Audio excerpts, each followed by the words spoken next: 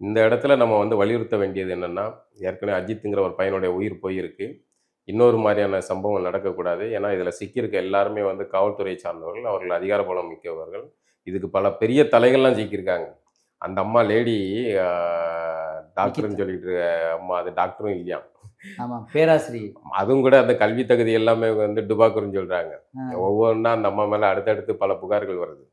அந்த ஆமா. அம்மாவுக்காக தாய், பெண் 2 பேர் மகள் 2 பேர் மேலயும் வழக்கு இருக்குது. நிலுவையிலே ஆமாமா. இருக்குங்க. அவங்க மேல ஏற்கனவே மோசடி வழக்குகள் இருக்கு. ஒருத்தர் வந்து நேத்து என் குடும்பத்தையே வந்து நடுத்தெருவுக்கு கொண்டு வந்துட்டாங்க. ஒருவேள சாப்பாட்டுக்கு வழி இல்லாம ஆக்கிட்டாங்க. நான் ஒரு கல்லூரி பேராசிரியர், கல்லூரி பிரின்சிபலு. ஆனா நான் சாப்பிடாம கல்லூரிக்கு போ வேண்டிய நிலைமைக்கு அத உருவாக்குனாங்க. வேலை வாங்கி தர்றேன் அப்படின்னு சொல்லி மோசடி. இப்படியான ஒரு மோசடி புகாருக்குள்ளான, மோசடி செய்த, குற்றச்சாட்டுக்குள்ளான அந்த லேடிக்காக தான் வந்து அதிகார மையத்தில இருக்க பல பேர் வந்து இறங்கி அஜித்துங்கிற ஒரு பையன கொன்னுட்டாங்க. கொன்னது இல்லாம முதல்வர் ஸ்டாலின் வந்து சாரிம்மா அப்படின்னு வருத்தம் தெரிவிக்கிற நிலைக்கெல்லாம் இந்த லேடிக்காக, யார் இந்த அம்மாவுக்கு இந்த மோசடி 420 நிக்கிதா. லேடிக்காக இவ்வளவும் நடந்திருக்கு.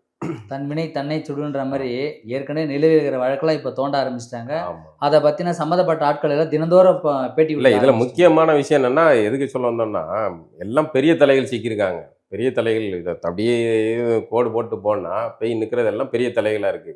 அப்பவும் இந்த சக்தீஸ்வரனுக்கு வந்து எவ்வளோ அவரு செஞ்சிருக்க காரியம் எவ்வளோ மிக முக்கியமானது. அப்படியானால் அவர் எப்படி பாதுகாக்கப்பட வேண்டியவர்?